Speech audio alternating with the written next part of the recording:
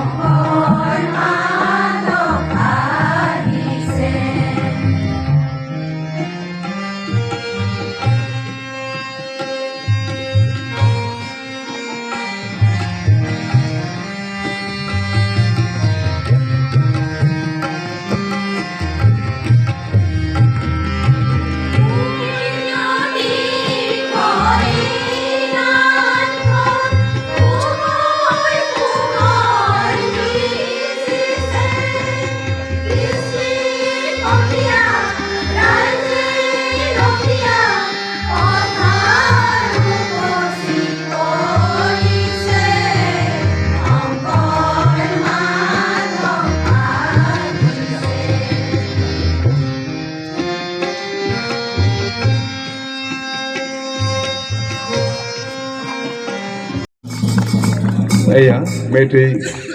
আমি অসম নাট্য সন্মিলনৰ তৰফৰ পৰা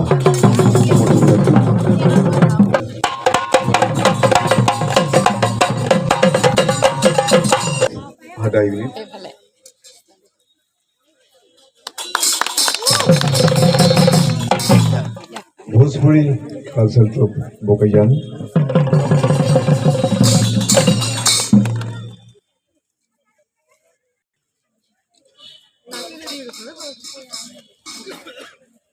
কালচাৰ ট্ৰুপ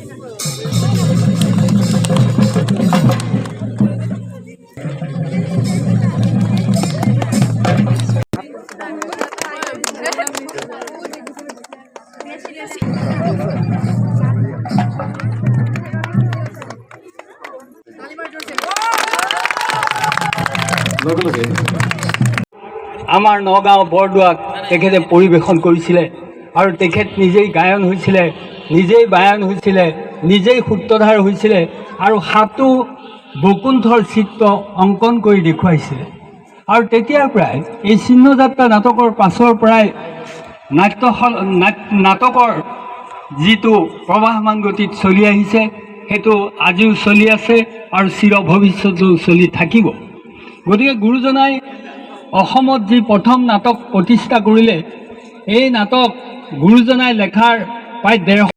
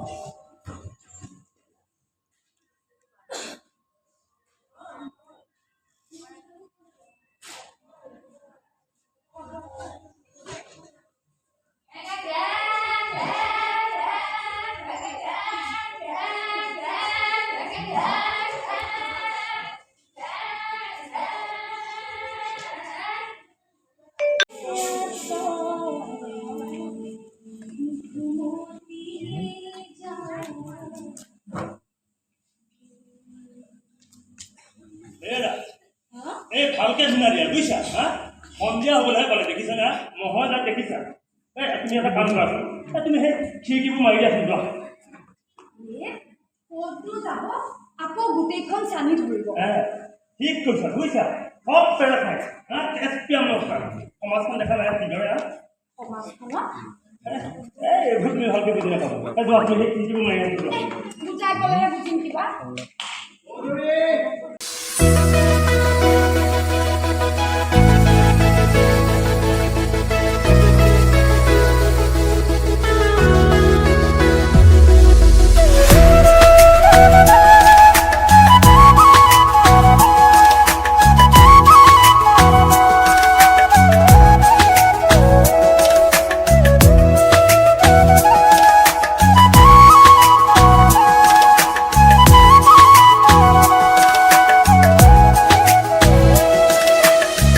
আৰু সম্পাদকসকল আৰু লগতে আমাৰ কেন্দ্ৰীয় সমিতিৰ বিষয়ববীয়াসকল আৰু আমাৰ কামপীঠ মণ্ডলৰ বিষয়ববীয়াসকল আৰু মোৰ সন্মুখত উপস্থিত থকা বিভিন্ন জাতি জনগোষ্ঠী সাংস্কৃতিক যি আজি সুন্দৰভাৱে পৰিৱেশন কৰিছে তেখেতসকল আৰু বিশিষ্ট ব্যক্তিসকল সন্মিলনৰ আজি আমাৰ মাজত উপস্থিত থকা প্ৰথম কাৰ্বি আংলং জিলাত নাট্য সমাৰোহ অনুষ্ঠিত কৰা কামপীঠ মণ্ডলৰ শ্ৰদ্ধাৰ সভাপতি ইন্দ্ৰমোহন বৰুৱাদেৱ আমাৰ মাজত উপস্থিত থকা সদৌ অসম নাট্য সন্মিলনৰ প্ৰধান সম্পাদক চন্তৰাম দাস ডাঙৰীয়া লগতে কাৰ্বি আংলং নাট্য সন্মিলনৰ কাৰ্যকৰী সভাপতি বিদ্যুৎ নেওগ ডাঙৰীয়াকে আদি কৰি ইয়াত অহা প্ৰত্যেকখন জিলাৰ নাট্য সন্মিলনৰ সভাপতি সম্পাদকে ধৰি সন্মানীয় সদস্যসকল আৰু মোৰ সতীৰ্থ আয়োজক সমিতিৰ সকলো সদস্য মই পোনপ্ৰথমতে